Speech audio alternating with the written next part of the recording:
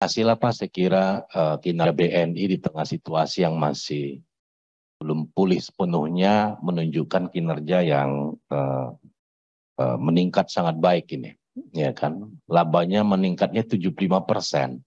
Saya nggak tahu maksud Mbak Putri tadi udah sebetulnya kelasnya Pak Rike katanya.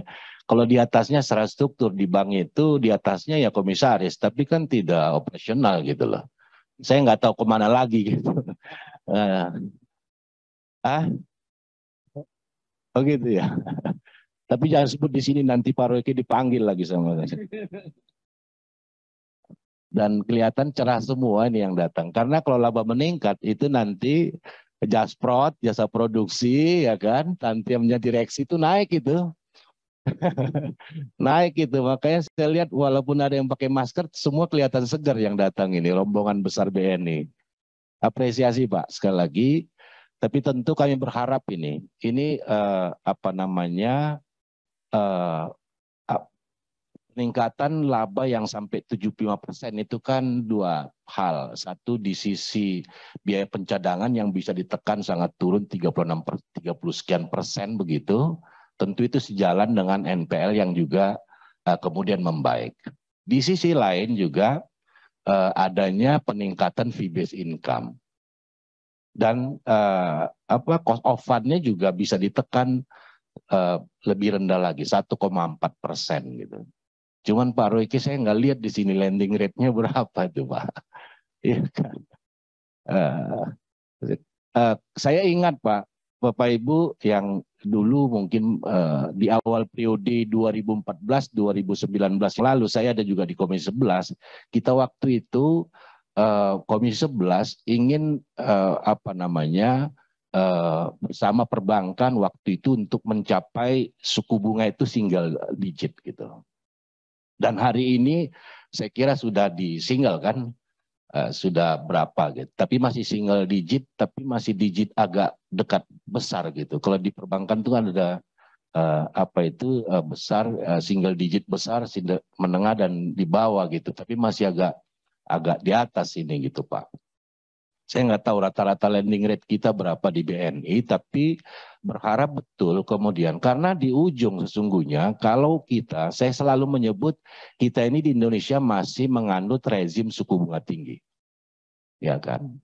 Saya kira masih relatif tinggi lah. Walaupun sekali lagi kita apresiasi sekarang suku bunga kredit di perbankan mungkin sudah semuanya sih di single. Rata-rata nasional single lah.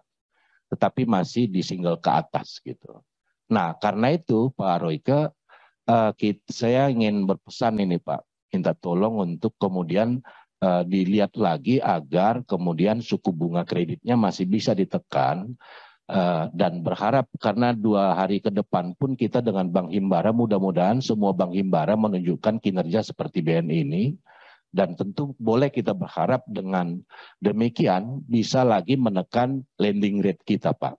Karena di ujung kalau suku bunganya masih relatif tinggi, ini kan nanti menjadi cost di industri kita juga semakin tinggi gitu. Kalau ini bisa tekan, tentunya kemudian daya saing industri kita bisa lebih baik ke depan. Nah oleh karena itu kita mendorong 3 produk champion BNI tadi yang saya kira kata kuncinya digitalisasi.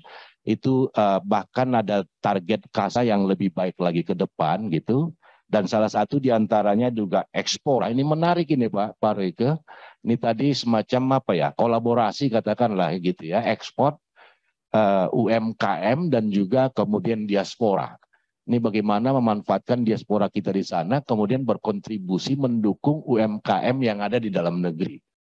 Ini menarik Pak. Nanti kami pengen ikuti perkembangan ekspora ini di BNI sehingga kemudian UMKM kita bisa naik tingkat lah. Ya naik tingkat kemudian, tetapi ingin berpesan juga yang BNI Mobile Banking, BNI Direct ini adalah digitalisasi. Saya kira beberapa kejadian belakangan ini memberikan pelajaran bagi kita, bagi perbankan. Saya mendengar beberapa bank belakangan ini masih sistemnya bisa ada beberapa Pak yang dijebol gitu. Tiba-tiba tabungan nasabah berkurang di bukunya gitu. Padahal dia tidak melakukan transaksi. Nah, karena itu saya kira harus dibangun satu sistem, tadi Mbak Putri juga sudah menekankan keamanan data. Di samping juga tentu keamanan sistem, kekuatan sistem akan tidak mudah kemudian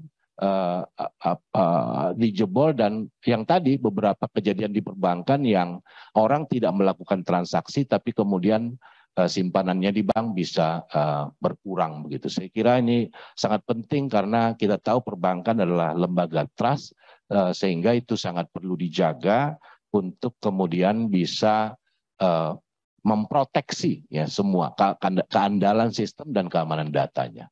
Saya kira Pak Royke selamat Pak, mudah-mudahan besok kita masih ketemu Bank Himbara lain, kinerjanya begini, memberikan confidence bagi kita di situasi yang masih tidak mudah ini, sistem perbankan kita senasional masih kuat gitulah. Karena bagaimanapun Himbara adalah di perbankan saya kira market leader dan price leader, dan karena itu kita berharap suku bunga lending rate ke depan masih bisa ditekan untuk turun untuk efisiensi perekonomian nasional kita. Terima kasih pimpinan. Assalamualaikum warahmatullahi wabarakatuh. Terima kasih Pak Gus.